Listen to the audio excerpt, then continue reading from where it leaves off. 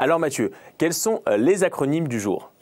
Bonjour Jonathan, alors je voulais vous parler aujourd'hui d'un sujet capital en ce qui concerne les acronymes, c'est l'importance d'être à la page.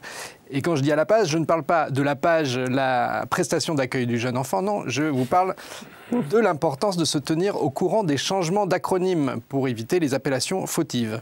Vous avez quelques exemples? Bien entendu, je pourrais citer par exemple les ex-CRP et CPO, les centres de réadaptation professionnelle et centres de préorientation, consacrés à la reconversion professionnelle des personnes en situation de handicap, qui sont devenus récemment les ESRP et ESPO, les établissements et services de réadaptation professionnelle ou de préorientation. Et qu'est-ce que ça change concrètement? Alors les CRP et CPO ciblaient majoritairement des populations adultes. Ces établissements peuvent dorénavant accueillir des jeunes de 16 à 18 ans.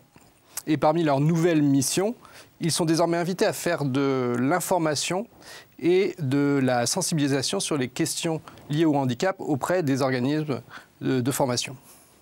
Comment on accède du coup à ces ESRP et ESPO?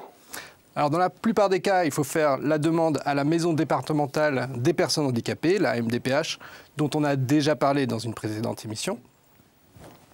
Et ces établissements sont également ouverts aux travailleurs des ESAT. Les ESAT, mais vous ne nous avez pas encore dit ce que c'était ça. Alors les ESAT, ce sont les établissements ou services d'aide par le travail, qui sont encore couramment appelés par leur ancien acronyme, les CAT, les centres d'aide par le travail.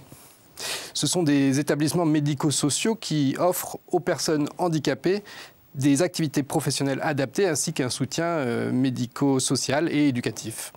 Et le changement d'acronyme date de la loi pour l'égalité des droits et des chances de 2005, qui transforme également la COTOREP, la célèbre COTOREP, Commission technique d'orientation et de reclassement professionnel, en CDAPH, la Commission des droits et de l'autonomie des personnes handicapées, qui est désormais chargée d'examiner et statuer sur les demandes transmises à la MDPH.